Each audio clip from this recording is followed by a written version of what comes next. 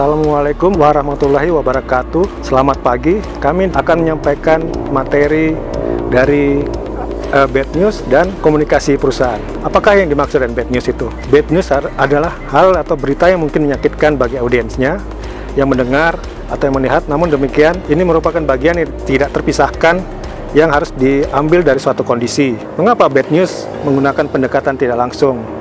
Karena bad news akan lebih memberikan kecemasan dan kepanikan, sehingga harus dengan hati-hati dalam menyampaikannya agar tidak terjadi hal-hal yang buruk.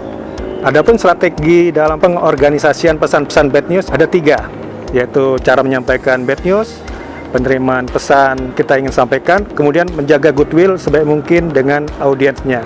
Dalam hal strategi itu ada juga namanya menciptakan audience center tone atau menjaga nada atau intonasi yang ingin disampaikan. Ada 3 tujuan spesifik dalam menyampaikan bad news, diantaranya yaitu pertama, membantu audiens agar mengerti bahwa bad news menggambarkan sesuatu keputusan yang tegas. Kemudian membantu audiens Anda mengerti bahwa keputusan Anda adalah adil.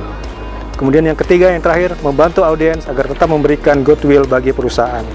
Memilih perencanaan organisasi. Terdapat 2 perencanaan organisasional yang dapat diterapkan dalam menyampaikan pesan-pesan yang kurang menyenangkan bagi audiens, yaitu pendekatan tak langsung, indirect approach, atau pendekatan langsung, direct approach.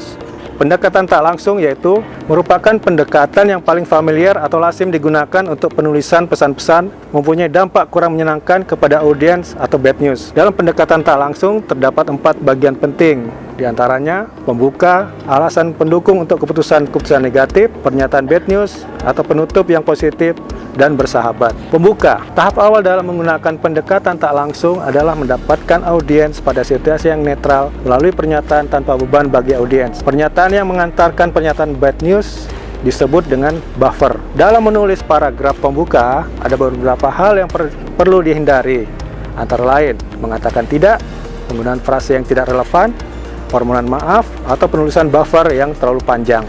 Setelah membuat pernyataan yang bersifat netral, tahap berikutnya adalah memberikan alasan mengapa suatu keputusan harus diambil atau terjadi sebelum menyatakan apa keputusan yang sebenarnya. Dalam hal ini, seorang komunikator yang baik harus dapat memusatkan perhatian terhadap manfaat yang dapat diambil oleh audiensnya. Contoh, tatkala ingin menolak pengajuan kredit seorang nasabah, Anda dapat memberikan penjelasan kepada mereka bahwa apabila pengajuan tersebut dipenuhi akan berakibat beban yang ditanggungnya menjadi semakin berat di kemudian hari. Bad news telah memberikan alasan mengapa suatu keputusan harus diambil.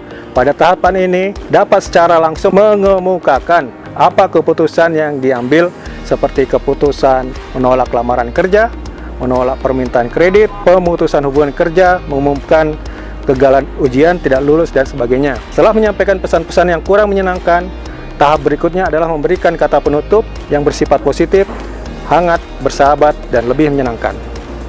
Assalamualaikum warahmatullahi wabarakatuh.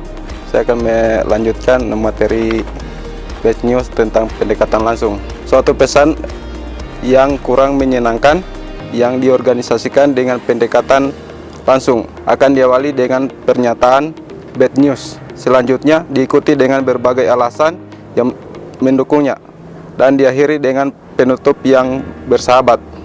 Suatu pendekatan langsung dapat diterapkan jika penerima pesan lebih menyukai pesan langsung ke poin yang dituju. Pesan tersebut mempunyai pengaruh yang kecil terhadap si penerima pesan. Pesan disampaikan secara empati. Mengomunikasikan informasi dan jawaban negatif dalam dunia bisnis sering kali memberikan jawaban langsung sebagai bentuk penolakan atau ketidaksetujuan terhadap sesuatu, menjadi hambatan dalam berkomunikasi.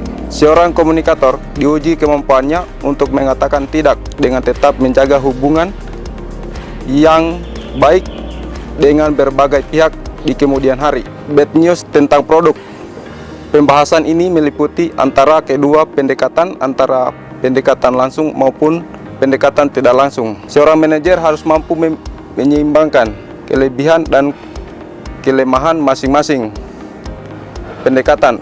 Bad news yang berkaitan dengan produk antara lain kenaikan harga produk, penarikan kembali produk yang kadaluarsa, produk rusak atau cacat. Pada penyampaian bad news bagi para pelanggan, lebih baik digunakan pendekatan tak langsung. Penolakan kerjasama. Dalam dunia bisnis, menjalin kerjasama dengan pelaku bisnis lain merupakan hal yang seharusnya dilakukan, lebih memperkuat jaringan pemasaran suatu perusahaan.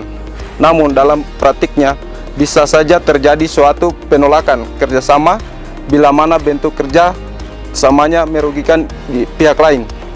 Sebagai contoh, seorang staf promosi suatu perusahaan diminta ketersediaannya untuk ikut berpartisipasi sebagai tim riset pemasaran produk tertentu dari perusahaan lain. Penolakan undangan. Sebagai contoh, sebuah lembaga asosiasi pemasaran ingin menggunakan gedung pertemuan di perusahaan Anda. Sementara itu, pada saat yang sama, perusahaan Anda juga akan diadakan pertemuan rutin internal. Dengan melihat kasus itu, pendekatan tak langsung dan pendekatan langsung dapat digunakan sebagaimana sejauh Anda mengenal lembaga asosiasi pemasaran tersebut untuk melakukan penolakan atas keinginannya. Penyampaian bad news ke pelanggan. Ada 3 hal yang perlu mendapat perhatian lebih: bagaimana menjaga pembaca agar tetap merasa baik dan dapat meneruskan hubungan bisnis di kemudian hari dalam menyampaikan bad news ke pelanggan, diantaranya meliputi tetap bekerja sebaik mungkin menuju kepada terwujudnya suatu penjualan ulang, tetap menjaga instruksi dan informasi tambahan sejelas mungkin, tetap optimis, percaya diri sehingga pembaca tidak kehilangan minat.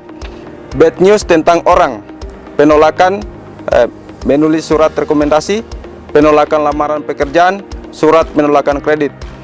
Assalamualaikum warahmatullahi wabarakatuh. Saya akan melanjutkan materi tentang bad news. Kemampuan komunikasi. Kemampuan komunikasi dapat diperbaiki melalui ilmu gaya komunikasi atau kecakapan. Ciri dari pengawasan Anda: 1. Asertivitas. 2. Agresivitas. 3. Non-asertivitas. 4. Komunikasi nonverbal. 5. Mendengarkan secara aktif. Kemampuan komunikasi adalah penampilan berdasarkan pada kemampuan individu untuk menggunakan komunikasi secara efektif dalam berperilaku sesuai dengan suasana yang ada. 2. Ditentukan oleh 1. Kecakapan dan sifat komunikasi. 2. Faktor-faktor yang berhubungan dengan keadaan. 3. Individu yang terlibat dalam interaksi. 7. Unsur dalam proses komunikasi. 1. Pengiriman. 2. Encoding atau penyandian. 3. Pesan. 4. Saluran. 5. Penerima. 6. Penafsiran. 7. Penerimaan umpan balik. Pemilihan media. Yang pertama, pemilihan media komunikasi berdasarkan pada interaksi antara kekayaan informasi dan kompleksitas dan dari problem atau situasi saat itu. 2. Kekayaan informasi. Richard Duff dan Robert Lengel, pembawa informasi konvensional yang berkapasitas data ditentukan oleh 1. Umpan balik. 2. Saluran. 3. Personal FS impersonal. 4. Sumber bahasa. Media komunikasi. Yang pertama, terdapat 2 tipe antara dari media komunikasi, yaitu verbal dan nonverbal.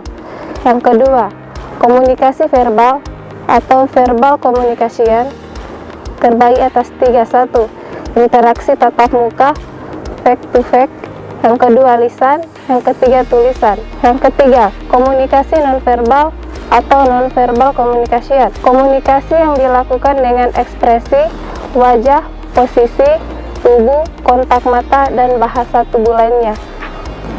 Kemampuan komunikasi. Kemampuan komunikasi manajer dapat diperbaiki dengan mencoba lebih asertif, yang dapat dicapai dengan menerapkan perilaku nonverbal ataupun verbal yang saling melengkapi dan menguatkan, yaitu dengan menggunakan komunikasi dari berbagai elemen-elemen, diantaranya mendeskripsikan, mengekspresikan, berempati, menetapkan, dan memberikan petunjuk. Selanjutnya itu komunikasi hierarkis. Yang dimaksud dengan komunikasi hierarkis yaitu pertukaran informasi dengan pengaruh di antara anggota organisasi, di mana paling tidak salah satu memiliki kekuasaan formal untuk memimpin atau mengevaluasi anggota organisasi ini. Selanjutnya, omongan selenting. Yang dimaksud dengan omongan selenting diantaranya sistem komunikasi tidak resmi di dalam organisasi informal, pendukung resmi, saluran formal, dan komunikasi. Yang ketiga, memiliki fungsi penting sebagai tanda peringatan awal untuk suatu perubahan organisasi, sebuah media untuk menghasilkan budaya organisasi, sebuah mekanisme untuk membantu perkembangan kekompakan kelompok, dan sebuah jalan informal untuk merangkul ide-ide sehat dan orang lain. Selanjutnya, distori komunikasi. Yang dimaksudnya distori komunikasi diantaranya terjadinya ketika karyawan dengan sengaja mengubah isi pesan, mengurangi ketepatan komunikasi antara manajer dan karyawan karena adanya politik dalam tempat kerja, hasrat untuk mengatur kesan yang dapat ditangkap atau rasa takut mengenai bagaimana manajer merespon sebuah pesan. Dampak menghasilkan kesalahan pengiriman pesan yang tidak untuk diteruskan malah tersebar. Informasi yang salah tersebar dalam berbagai masalah yang berkaitan dengan kuantitas dan kualitas informasi. Selanjutnya itu cara mengurangi distori oleh manajer. Yang diantaranya, yang pertama, mengurangi perbedaan kekuasaan antara mereka sendiri dengan bawahan mereka. Yang kedua, meningkatkan kepercayaan melalui proses peninjauan kinerja yang memberikan penghargaan atas kerja karyawan yang sebenarnya. Yang ketiga, mendorong respon stafnya dalam menjalankan rapat-rapat yang lebih kecil dan lebih informal. Yang keempat, menentukan tujuan yang dapat mendorong para karyawan untuk berfokus pada masalah daripada kepentingan mereka sendiri. Yang kelima yaitu mengajarkan dialog di antara pihak-pihak yang memiliki sudut pandang yang berawal. Komunikasi formal dan informal. Komunikasi formal adalah pesan yang disebarkan berkaitan dengan pekerjaan resmi dalam organisasi. Komunikasi mengikuti jalur hierarki dalam organisasi. Selanjutnya, komunikasi informal adalah pesan yang disebarkan tidak resmi, jalur di luar kegiatan formal organisasi, komunikasi terpisah dari struktur formal dan tidak mengikuti rantai komando. Selanjutnya itu komunikasi yang efektif dan efisien. Yang dimaksud komunikasi efektif dan efisien diantaranya komunikasi yang dikatakan efektif jika persepsi yang diperoleh receiver sama dengan maksud pesan yang dikirim oleh sumber. Selanjutnya, komunikasi yang efektif membawa pengetahuan dalam suatu organisasi dan menyebarkan dengan cepat kepada karyawan yang memerlukan informasi tersebut. Selanjutnya, komunikasi yang efisien ada komunikasi yang tidak makan waktu dan biaya yang minim. Selanjutnya, hambatan komunikasi efektif. Perlu kalian ketahui hambatan komunikasi yang efektif diantaranya hambatan proses, hambatan pribadi, hambatan fisik, dan hambatan semantik.